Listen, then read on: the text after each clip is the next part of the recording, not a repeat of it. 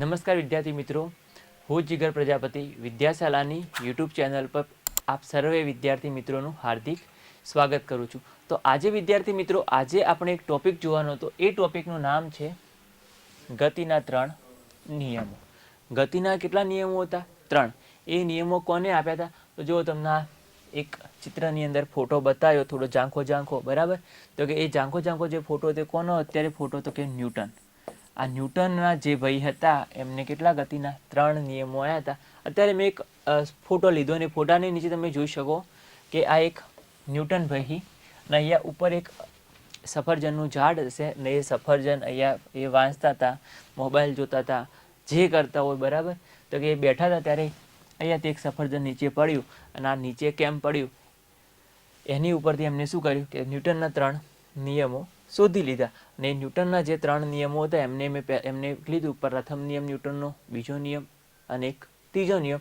એ 3 ન્યૂટનના જે નિયમો હતા જેના વિશે આજે આપણે એક અભ્યાસ કરીશું. તો જોઈએ પહેલો જ નિયમ, ન્યૂટનનો ગતિનો પ્રથમ નિયમ. અહીંયા જોજો ખાસ કે ન્યૂટનનો ગતિનો પ્રથમ નિયમ હતો. એ પ્રથમ નિયમની અંદર શું કર્યું? તો કે ગેલિલિયો નામનો એક સાયન્ટિસ્ટ હતો, જે અહીંયા તમને આવશે. તો એને એવું કર્યું તો કે એ જે ગેલિલિયો નામનો વૈજ્ઞાનિક હતો એમને શું કહેતો કે ઢોળાવ ધરાવતી સપાટી. હવે જુઓ અહીંયાથી એક આપણે બતાવીએ અહીંયા કે આ એક ઢોળાવવાળી સપાટી. આ ઢોળાવવાળી સપાટી ઉપરથી શું કરવાનું?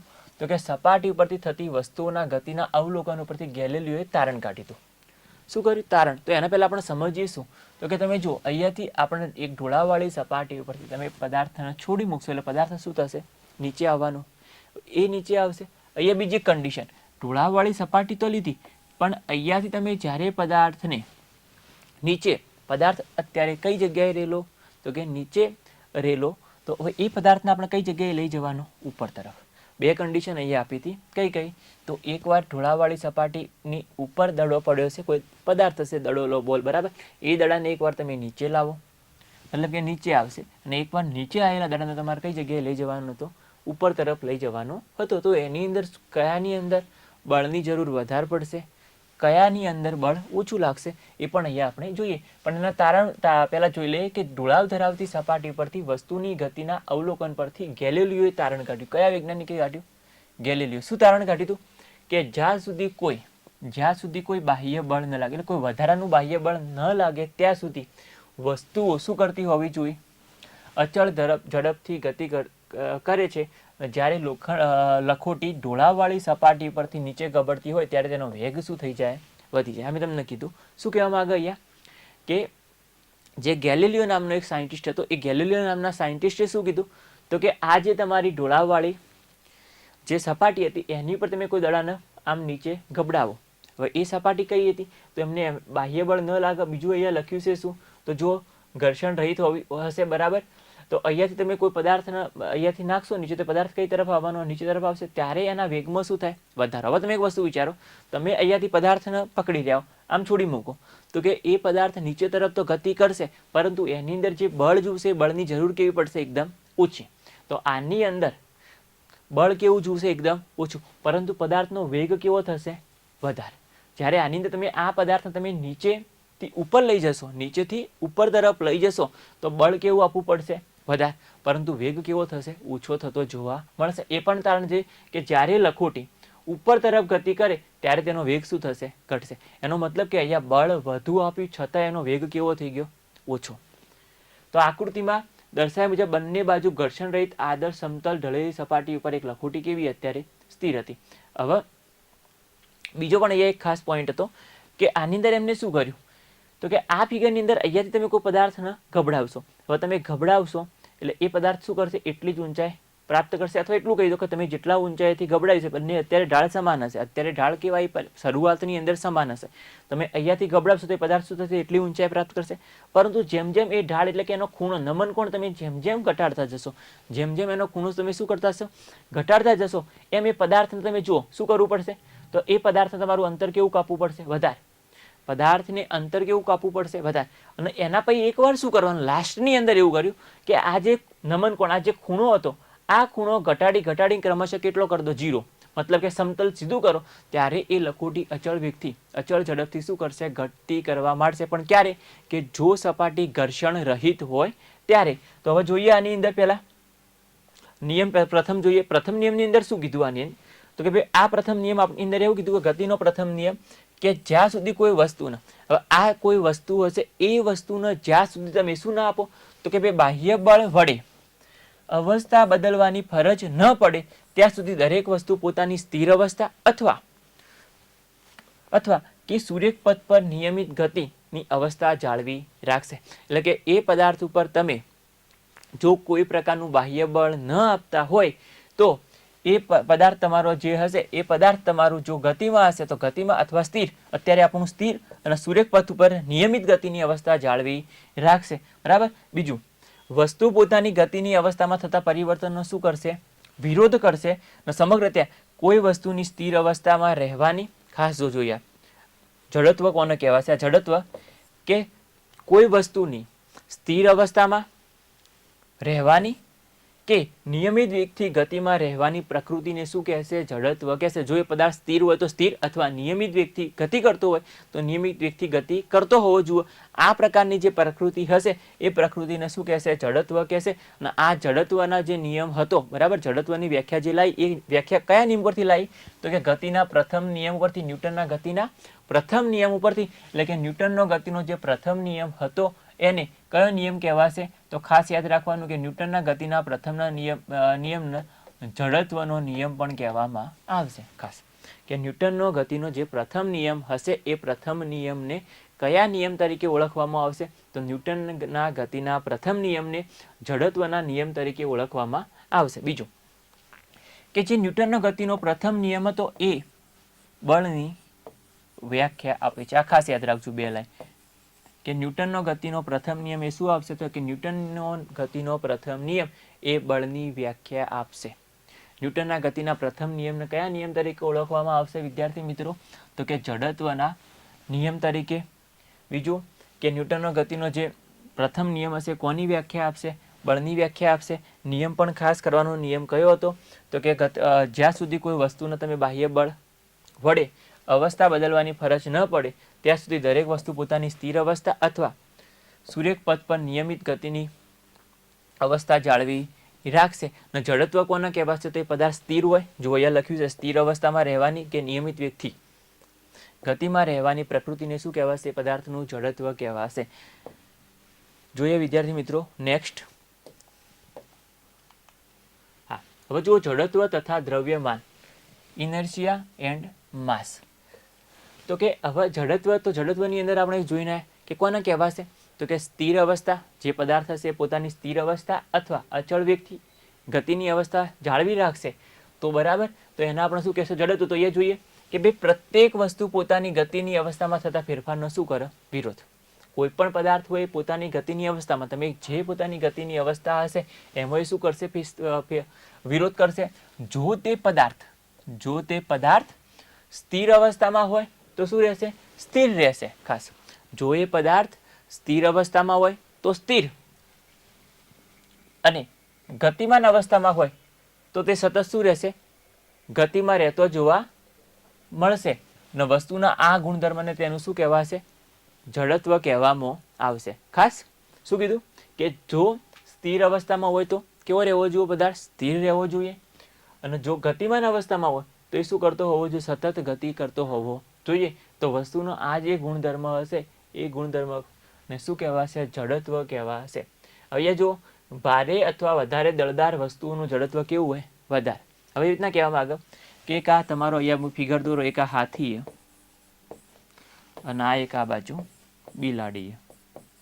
હવે તમને એ તો ખબર પડશે કે જે હાથી હશે એ હાથીનું દળ કેવું હોય? તો કે સાહેબ વધુ હોય. અને બિલાડી હશે એનું દળ કેવું હશે? હાથીની સાપેક્ષમાં ઓછું હશે. તો કે જે પદાર્થનું દળ વધુ હોય, દળ કેવું હોય? વધુ હોય, એનું જડત્વ કેવું જોવા મળશે? વધુ જોવા મળશે. ખાસ યાદ રાખજો, જે પદાર્થનું દળ વધુ એનું જડત્વ વધુ, અને જે પદાર્થનું દળ ઓછું એનું જડત્વ કેવું જોવા મળશે? ઓછું જોવા મળશે. તો કોઈ વસ્તુનું જડત્વ તેના દળ દ્વારા માપી શકાય. કોઈ વસ્તુનું જડત્વ માપવું હોય તો આપણે શેના દ્વારા માપી શકીશું? તો એના દળ દ્વારા માપી શકીશું. જડત્વ પદાર્થનું કુદરતી વલણ, જે પદાર્થની સ્થિર કે ગતિમાન અવસ્થામાં ફેરફારનો શું કરશે? વિરોધ કરતો જોવા મળશે. કોઈ વસ્તુનું દળ તેના જડત્વનું માપ એટલે કે કોઈ વસ્તુનું દળ હશે એ તેના જડત્વનું માપ જેટલું જોવા મળશે. તમે એક્ઝામ્પલ લખી શકો કે બસની અંદર જતા હોય ત્યારે બસની અંદર અચાનક તમે દરવાજાની બહાર નીકળો, ઉતરવાનું થાય, ચાલતી બસમાં તમે નીકળશો ને ત્યારે શું થશે? તો બસ તમે આગળ જતી છે ત્યારે તમે કઈ બાજુ જશો? પાછળ તરફ જશો. કેમ? તો જડત્વ દરેક ગતિનો શું કરો? તો અહીંયા જો લખ્યું વિરોધ કયો ગયો આપણો? આર્યો. અવસ્થામાં ફેરફારનો શું કરશે? વિરોધ કરશે. અચાનક બસ ચાલુ થાય તમે પાછળ તરફ નમી જો. આ બધી ઘટનાઓ જે બનતી છે કોના કારણે બનતી છે? જડત્વના કારણે. પણ કયા નિયમના કારણે? તો ગતિના પ્રથમ નિયમના કારણે જોવા મળશે. બરાબર. તો આગળનો ટોપિક જોઈએ એના પહેલાં ખાસ અમારી વિદ્યાશાલાની યુટ્યુબ ચેનલને લાઈક કરી દો, શેર કરો. બરાબર. આવા જ વિડીયો જોવા માટે જોઈએ નેક્સ્ટ. હવે બીજો નિયમ આવશે આપણો ગતિનો બીજો નિયમ. જેમ પહેલો નિયમ ભણીને આવ્યા ન્યૂટનનો એ રીતના આપણો આવશે ગતિનો બીજો નિયમ. ગતિનો બીજો નિયમ ભણતા પહેલાં એક ખાસ ટોપિક વિશે જોઈ લઈએ જે એની અંદર કામ આવશે. એ ટોપિકનું નામ છે વેગમાન, મોમેન્ટમ. તો મોમેન્ટમ કોને કહેવાય? તો અહીંયા જોજો કે કોને કહેવાય? તો વેગમાનનું, વસ્તુનું વેગમાન પી, વસ્તુનું વેગમાન પી એનું શું કહેવાશે? વેગમાન. હું અત્યારે ફરી અહીંયા કહું જો કે વેગમાન બરાબર તમે લખી શકો દળ ગુણ્યા વેગ. તો આની પર તમે વ્યાખ્યા લખી શકો પદાર્થનું દળ અને વેગના ગુણનફળ અથવા ગુણાકારને શું કહેવાશે? એ પદાર્થનું વેગમાન કહેવાશે. તો જો વસ્તુનું વેગમાન પી, તેના દળ એમ અને વેગના ગુણાકારથી શું વ્યાખ્યાયિત કરી શકાશે? તો વેગમાન, અને એ વેગમાન માટે સંજ્ઞા આવશે પી. તો તમારું સૂત્ર મળી જશે પી બરાબર એમ વે. બરાબર. બીજું, વેગમાનને દિશા અને માન બંને હોય. વેગમાન જે હશે એ કેવી રાશિ કહેવાશે? સદિશ રાશિ. કેમ? તો કે એની અંદર શું જોવા મળશે? તો દિશા પણ હશે, એનું માન એટલે મૂલ્ય હશે, ને વેગ કોની, મતલબ કે વેગની દિશામાં હશે. તો પ્રશ્ન પૂછાય કે આ વેગમાન કોની દિશામાં હોય? તો જે દિશામાં વેગ હશે એ દિશામાં શું જોવા મળશે? એનું વેગમાન જોવા મળશે. વેગમાનનો એસઆઈ એકમ તમે લખી શકો. અહીંયા લખ્યો કિલોગ્રામ મીટર પ્રતિ સેકન્ડ. હવે તમને કહી દો, જો તમને ખબર જ હોવી જોઈએ દળ જે આવે દળનો એકમ કયો જોવા મળશે? કિલોગ્રામ જોવા મળશે. અને વેગનો એકમ જોવા મળશે મીટર પ્રતિ સેકન્ડ. તો આ એકમ તમે જોઈ લેજો કે વેગમાનનો એકમ કયો થશે? તો કેજી મીટર પ્રતિ સેકન્ડ તમારો જોવા મળશે. બીજું કે કોઈ અસંતુલિત બળ વડે વસ્તુના વેગમાં પરિવર્તન થતું હોવાથી એ સ્પષ્ટ છે કે બળ દ્વારા જ વેગમાનમાં ફેરફાર થાય. એટલે બળ આપો તો જ એના વેગમાનમાં શું થવાનો? ફેરફાર થતો જોવા મળશે. અને ગતિનો બીજો નિયમ કહે છે કે કોઈ વસ્તુ, ખાસ બીજો નિયમ આપણો અહીંયા ચાલુ થાય ગતિનો, જે અહીંયા શું હશે? આ બીજો નિયમ અહીંયાથી સ્ટાર્ટિંગ થશે કે કોઈ વસ્તુના વેગમાનના ફેરફારનો સમય દર. ખાસ યાદ રાખજો, કોઈ વસ્તુના ફેરફારના નો સમય દર તે બળની દિશામાં લાગતા અસંતુલિત બાહ્ય બળ જેટલો હોય છે. આ ખાસ ટોપિક લખવાનો, અસંતુલિત બાહ્ય બળ જેટલો હોય છે. કોઈ વસ્તુના વેગમાનના ફેરફારનો સમય દર તેના ઉપર બળની દિશામાં લાગતા અસંતુલિત બળ જેટલો હોય છે. આ ન્યૂટનનો ગતિનો કયો નિયમ કહેવાશે? બીજો નિયમ કહેવાશે. અહીંયા એક ફિગર બતાવેલી જુઓ કે આ ખેલાડી જ્યારે પોતાનો કેચ પકડશે ત્યારે એ કેચ જેવો આવશે ત્યારે પોતાનો હાથ કઈ તરફ લઈ જશે? નીચે તરફ, એટલે કે પાછળ તરફ લઈ જશે, જેથી સરળતાથી કેચ પકડી શકાય. અથવા કેચ તમે આમ પકડવા જશો ઉપરથી તો બાય ચાન્સ તમને અહીંયાથી તમે કેચ પકડવા જાઓ, તમને મોઢા ઉપર પણ બોલ લાગી શકે, તમે ઇજાગ્રસ્ત પણ થઈ શકો. એટલે કેચ પકડવા માટે ખેલાડી પોતાનો હાથ કઈ બાજુ લઈ જશે? પાછળ તરફ લઈ જશે. અહીંયાથી ખાસ આ ટોપિક કે ગતિના બીજા નિયમની ગાણિતિક તારવણી. હવે આ ન્યૂટનનો ગતિનો જે બીજો નિયમ હતો એ બીજા નિયમની ગાણિતિક તારવણી આપણે કરીએ તો એ તારવણી માટે શું કરવાનું રહેશે? તો કે ગતિના બીજા નિયમની તારવણી માટે તો ખાસ તમે પહેલાં જુઓ કે એક પદાર્થ, આ એક લખોટી અથવા બોલ લો, આ બીજો બોલ, જેની અંદર શું કરો? તો જે પ્રથમ પદાર્થ હશે એનું દળ આપેલું m1 અને બીજો પદાર્થ જે આપે એનું દળ કેટલું આપેલું? m2. બરાબર. આ દળ આપણને આપી દીધા.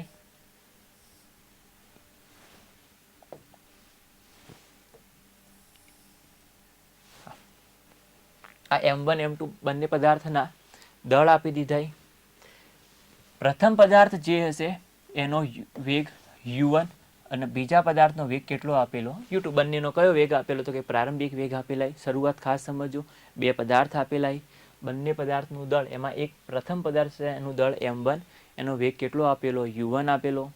બીજો પદાર્થ આપેલો m2 અને એનો વેગ કેટલો આપેલો? u2 જેટલો વેગ તમારો અહીંયા આપેલો. તો આપણે પહેલી આની અંદર શું કરશું? તો અત્યારે આપણે જોઈને કે બંને માટે વેગમાન. બંને માટે કયું જોવાનું? વેગમાન. બીજું પણ અહીંયા તમે ખાસ કન્ડિશન હું તમને કહી દઉં કે અત્યારે મેં જે બંનેના દળ લખ્યા M1 M2 એની જગ્યાએ એવું પણ કરી શકાય કે જો બંને પદાર્થના દળ કેવા હોય? સમાન. તો અત્યારે આપણે જે બંને પદાર્થના દળ લેશો એ દળ અત્યારે મને કેવા આપેલા? સમાન આપેલા. બરાબર, ખાસ જોજો. બંને પદાર્થના દળ તમને જે આપેલા એ કેટલા આપેલા? સમાન. તો હું અહીંયા લખી દઉં, એક પદાર્થનું દળ M, બીજા પદાર્થનું પણ દળ કેટલું હોય? M. બંનેના વેગ ખાલી શું આપેલા? અલગ અલગ તમારા આપેલા જોવા મળશે.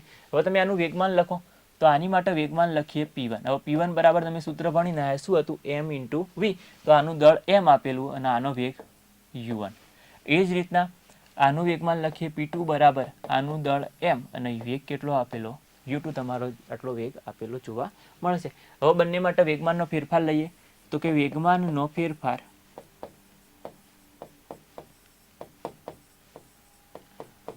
કેટલો હશે? તો કે અંતિમ વેગમાન P2 માઇનસ P1. હવે P2 કેટલા થશે? તો લખી દો M U2 minus M U1. બીજું તમે આ મેં જ્યાં U2 U1 મૂક્યા ત્યાં તમે શું મૂકી શકો? સપોઝ આ રીતના પણ લઈ શકો કે આનો વેગ U આપેલો અને આનો વેગ કેટલો આપેલો? V આપેલો. બરાબર, તમે આ રીતના મૂકી શકો. જો તમે એની કિંમત આ બાજુ મૂકશો તે વખત તમારું સમીકરણ કંઈક આવું હશે, MV માઇનસ MU જેટલું જોવા મળશે. આટલું થશે. બરાબર, MV માઇનસ M2. તો અહીંયા લખી દેવાનું કે U1 ઇઝ ઇક્વલ ટુ મેં શું મૂક્યા? U અને U2 ઇઝ ઇક્વલ ટુ મેં V મૂકી નાખ્યા. તો આ તમને શું મળશે?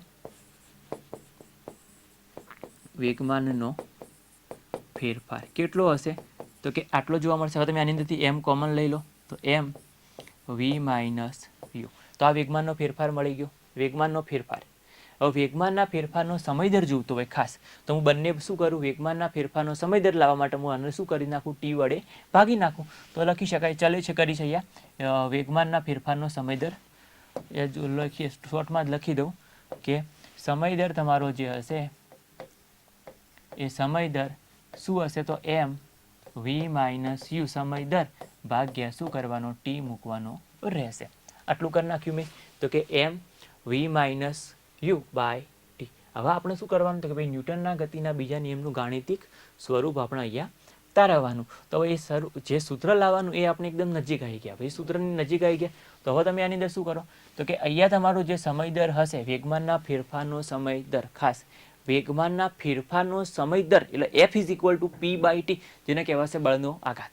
બળનો આઘાત, ખાસ બળનો આઘાત કોને કહેવાશે? તો હું સૂત્ર લખી દઉં અહીંયા. F is equal to dP by dt. આને કહેવાશે બળનો આઘાત. તો વેગમાનના ફેરફારનો સમય દર એના આપણે શું કહેશો? P. બરાબર, તો કે ભાઈ P કે F કહેશું.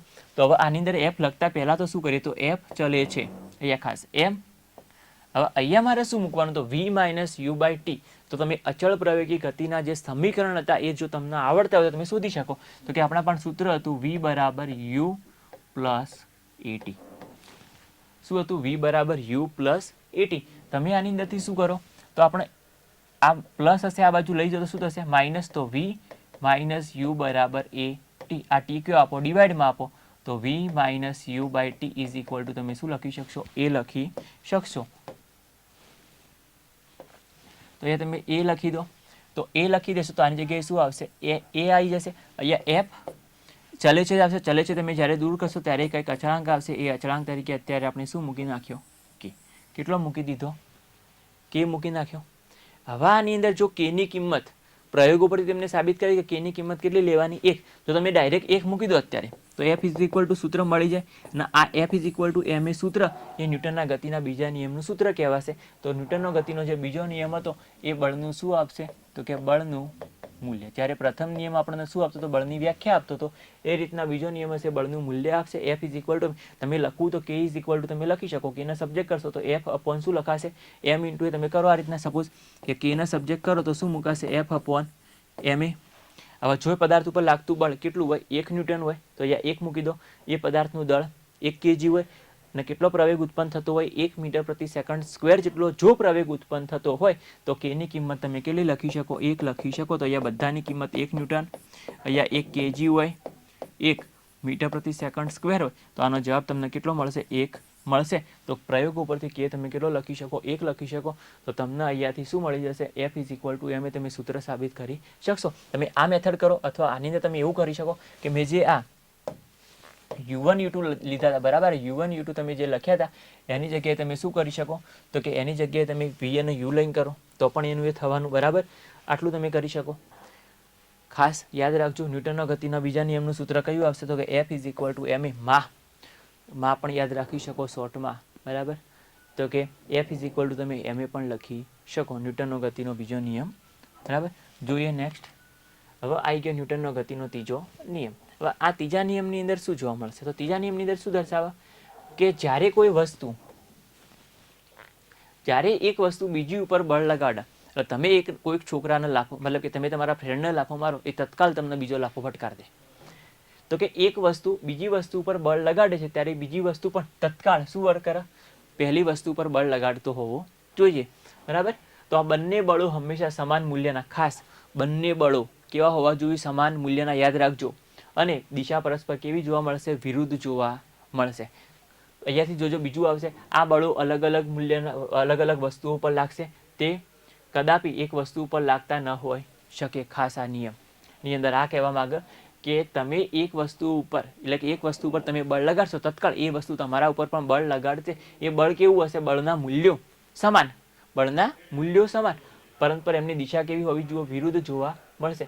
આ બળો અલગ અલગ વસ્તુઓ ઉપર લાગે તે કદાપી એક વસ્તુ ઉપર લાગતા ન હોય શકે. સપોઝ અહીંયા એક્ઝામ્પલ આપ્યું, ફૂટબોલની રમતમાં ઘણીવાર આપણે ફૂટબોલ તરફ જોવામાં અને તેને વધારે બળથી કિક મારવાના પ્રયત્ન વખતે પ્રતિસ્પર્ધી ટીમના ખેલાડી સાથે અથડાઈ પડીએ છીએ. આ ઘટનામાં બંને ખેલાડી શું થાય, ઈજાગ્રસ્ત થાય. કારણ કેમ, તો કે બંને એકબીજા ઉપર જ બળ લગાડે. બંને કેવો બળ લગાડી, એકબીજા, એટલે ફૂટબોલ ઉપર જ બળ લગાડી. બીજા શબ્દોમાં કહે કે એકલા અટુળા બળનું અસ્તિત્વ જોવા મળશે નહીં. આ ખાસ યાદ રાખજો કે એવું કયું બળ હશે, ન્યૂટનના 3 નિયમો હતા એમાંથી કયો નિયમ એવો હશે કે જેની અંદર એકલા અટુળા બળનું અસ્તિત્વ જોવા મળશે નહીં. તો કયા નિયમની અંદર, તો કે ન્યૂટનના ગતિના ત્રીજા નિયમની અંદર એકલા અટુળા બળનું અસ્તિત્વ જોવા મળશે ને. બળો હંમેશા શેમાં હોય, જોડમાં હોય. પતિ પત્નીના જેમ બળો હંમેશા શું જોવા મળશે, જોડમાં, પેરમાં રહેવાનું. 2 ચપ્પલ, બરાબર, એક ચપ્પલ ખોવાઈ જાય તો બીજું નહીં ચાલે. હા, એનું એ રીતનું મળી જાય તમે લઈ શકો, બાકી તો બંને ચપ્પલ હાથે હોવા જોઈએ. તો કે બંને પરસ્પર વિરુદ્ધ બળોને કયા, ક્રિયાબળ અને પ્રતિક્રિયાબળ તમે ઓળખાઈ શકો. તમે આ નિયમ સાંભળ્યો છે કે આઘાત અને પ્રત્યાઘાત સમાન મૂલ્ય અને પરસ્પર વિરુદ્ધ દિશામાં જોવા મળશે. તો જો કે દરેક ક્રિયાબળ, આઘાત અને ક્રિયાબળ સામે સમાન મૂલ્ય અને વિરુદ્ધ દિશામાં પ્રતિક્રિયાબળ તમારું લાગતું જોવા મળશે. ક્રિયાબળ અને પ્રતિક્રિયાબળ હંમેશા 2 જુદી જુદી વસ્તુઓ પર લાગશે. એક વસ્તુ પર તમે 2 બળ લગાવી રહ્યા હો તો 2 બળો કઈ વસ્તુ પર લાગી, અલગ અલગ વસ્તુ પર લાગવા નહીં ઓલવેઝ, અને બંને એક જ સાથે લાગશે. ક્રિયાબળ તથા પ્રતિક્રિયાબળ મૂલ્યમાં સમાન હોવા છતાં દરેક વખતે સમાન પ્રવેગ ઉત્પન્ન કરતા નહીં. કારણ કે આ બળો અલગ અલગ વસ્તુ પર લાગે છે જેમના દળ અસમાન પણ હોય શકે. હવે જો જોઈએ, એક અહીંયા સ્પ્રિંગ બંને છેડેથી બાંધેલી તમને બતાવીએ, એ અને બી છેડો વડે તમે ખેંચશો ત્યારે આમ સ્પ્રિંગને બળ લગાવશો, છોડી મૂકો, સ્પ્રિંગ કઈ તરફ આવવાની, અંદર તરફ. કઈ તરફ આવવાની, અંદર. તો આ રીતનું પણ જોવા મળશે ને. એક ઘન બતાવીએ, ઘન, આ તમારી પોલીસની ગાડીની, તમારા માટે ઘન એક બતાવી, બંદૂક. એવા બંદૂકનું વજન હશે એના કરતાં ગોળીનું વજન, મતલબ કે દળ કેવું હશે, વજન નહીં, દળ કેવું હશે, એકદમ ઓછું હશે. તો ગોળીનો વેગ કેવો પ્રાપ્ત થાય, અહીંયા વધારે. હવે બીજું કે તમે જ્યારે બંદૂકમાંથી ગોળી છોડશો, અહીંયાથી શું કરશો, છોડશો, એટલે બંદૂક તો, મતલબ કે ગોળી બંદૂકમાંથી કઈ તરફ જવાની, આગળ બંદૂક કઈ તરફ આવશે, પાછળ તરફ. તો એને કહેવાશે રિકોઇલ કરવું. શું કહેવાશે, રિકોઇલ કરવું. તમે બંદૂકમાંથી જેવી ગોળી છોડી, એક્શન થઈ ગઈ, અમે રિકોઇલ, મતલબ રિએક્શન પણ બંદૂક આપવાની છે, તો એ રિએક્શન કઈ તરફ જોવા મળશે, પાછળ તરફ જતું જોવા. એવું થાય ખરા, બંદૂકમાંથી ગોળી છોડી બંદૂકે આગળ જાય, નહીં થાય, બરાબર. તો તમે જેટલું અમે એક્શન આપશો એટલું તમને શું જોવા મળશે, રિએક્શન જોવા મળશે. જોઈએ બીજું પણ અહીંયા એક્ઝામ્પલ મેં 2 લખ્યા. એમાં એક્ઝામ્પલમાં તમે જો કે આ નાવ ઉપરથી તમે કંઈક આની ઉપર તમે જશો, આ નાવ ઉપર તમારે કે જવાનું, નદીની અંદર જે નાવ તરી રહી એમાં તો તમે આની ઉપર જશો, તો તમે જશો ત્યારે નાવ કઈ તરફ જતી જોવા મળશે, પાછળ તરફ ધકેલ. તમે આગળ તરફ જતા જશો પણ નાવ કઈ તરફ જોવા મળશે, પાછળ તરફ તમારું જોવા મળશે. આમાં પણ થઈ શકે, તમે આ એક છોકરો અને છોકરી, બરાબર, બંને ઊભા છે અહીંયા, એક છોકરો અને એક છોકરી. અહીંયાથી એક કંઈક બેગ આપી જાય, એક બેગ આના આપી જાય, આ બેગ જેવી આપશે એવી આ પકડશે, બરાબર. એટલે કે તમે જેટલું એક્શન આપશો એટલું સામે શું મળશે, રિએક્શન. એ રીતના બંને વારાફરતી એક્શન રિએક્શન અહીંયા પણ જોવા તમારું મળી શકશે. તો ન્યૂટનનો ગતિનો ત્રીજો નિયમ ખાસ યાદ રાખવાનો, બરાબર, કે આઘાત અને પ્રત્યાઘાત સમાન મૂલ્યના અને પરસ્પર વિરુદ્ધ દિશામાં જોવા મળશે. તો આવા જ બીજા વિડીયો જોવા માટે આજે જ અમારી વિદ્યાશાલાની યુટ્યુબ ચેનલની મુલાકાત લો. લાઇક કરો, શેર કરો, સબસ્ક્રાઈબ કરો. Thank you.